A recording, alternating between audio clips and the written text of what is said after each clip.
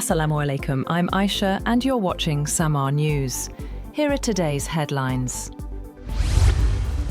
Pakistan's military has launched large-scale operations under Operation Ghazab lil-Haq, striking Taliban positions across the Afghan border. Dozens of hideouts were destroyed, hundreds of operatives killed, and key posts captured. The Pakistan Air Force conducted raids at 29 locations in Afghanistan, targeting Taliban headquarters, ammunition depots, and checkposts in Laghman, Nangarhar, Kandahar, Kabul, and Paktika provinces, significantly weakening Taliban operational capacity. Pakistani forces captured 18 key Taliban posts, including positions near Shawal, Angur Adda, and Zamalan. Additional bases like Shipola Camp, Khyber Post, Kamisar Complex, and Dawood Post were destroyed. Infiltration attempts in Qilla Saifullah sector were foiled. According to officials, 331 Taliban operatives were killed, over 450 injured, 104 posts destroyed, 18 captured, and 135 tanks/armored vehicles destroyed. 12 Pakistani soldiers were martyred,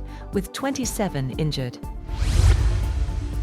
The United States has expressed support for Pakistan's efforts to defend its territory against Afghan Taliban attacks. Top U.S. officials emphasized Pakistan's sovereign right to protect its citizens amid the ongoing border conflict. U.S. State Department Undersecretary Alison tweeted that she had spoken with Pakistan Foreign Secretary Amina Balloch, offering condolences for lives lost and affirming support for Pakistan's defensive actions. Spoke today with Pakistan Foreign Secretary Balloch to express condolences for lives lost. We continue to monitor the situation closely and express support for Pakistan's right to defend itself against Taliban attacks, Hooker wrote. Earlier, US President Donald Trump praised Pakistan's handling of the tensions, saying the country is doing well with Afghanistan and commending the leadership of Pakistan's Prime Minister and military chief, calling them two personalities that I really respect a lot.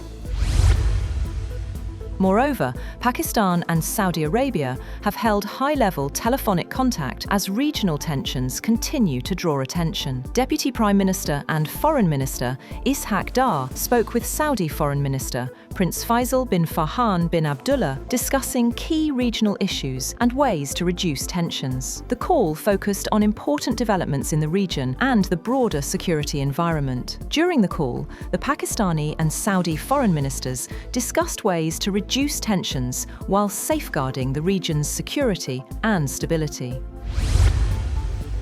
Iran has committed to never stockpiling enriched uranium, a landmark step in its indirect talks with the United States in Geneva, Oman's Foreign Minister Badr bin Hamad al-Busaidi confirmed. This is something completely new, al-Busaidi told CBS News, explaining that zero stockpiling removes the risk of Iran producing nuclear weapons. The agreement also includes full verification by the IAEA, ensuring transparency of Iran's nuclear material. Iran will reduce existing stockpiles to the lowest possible level, converting the material into irreversible fuel. The country also signaled openness to negotiate remaining issues, including its missile program. Oman's minister expressed optimism that a comprehensive deal could be finalized within months, calling the development historic. U.S. Vice President J.D. Vance recently met with al-Busaidi to highlight Washington's continued engagement. President Donald Trump expressed mixed feelings about the negotiations, noting a preference for diplomacy over military action. The next round of indirect talks is scheduled for Monday in Vienna.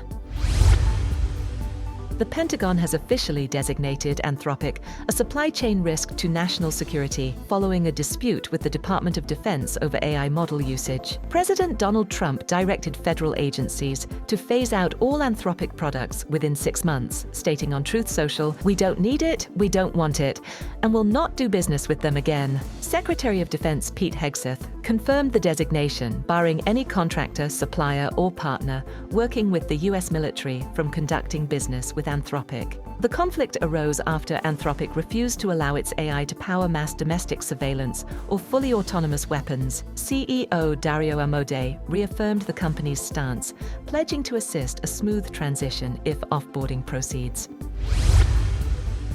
former President Bill Clinton appeared before the House Oversight Committee in Westchester County, New York, to testify about his past ties to late financier Jeffrey Epstein. Clinton denied any wrongdoing, stating he saw nothing that gave me pause, and insisting he would never have flown on Epstein's plane or engaged with him if he had known about alleged sex trafficking of minors. "We are only here because he hid it from everyone so well for so long," he said. The testimony followed that of Hillary Clinton a day earlier. Both appeared after threats of congressional contempt. The committee, chaired by Representative James Comer, is investigating Epstein's links to the Clintons and possible connections to their charitable foundation. Democrats criticized the inquiry as partisan, arguing it targets Clinton to shield former President Donald Trump, who also appears in Epstein-related documents. Trump expressed disapproval of Clinton's deposition, saying, "I like Bill Clinton, and I don't like seeing him deposed."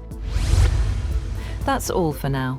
For more updates, visit www.samaa.tv. Thank you for watching Samaa News.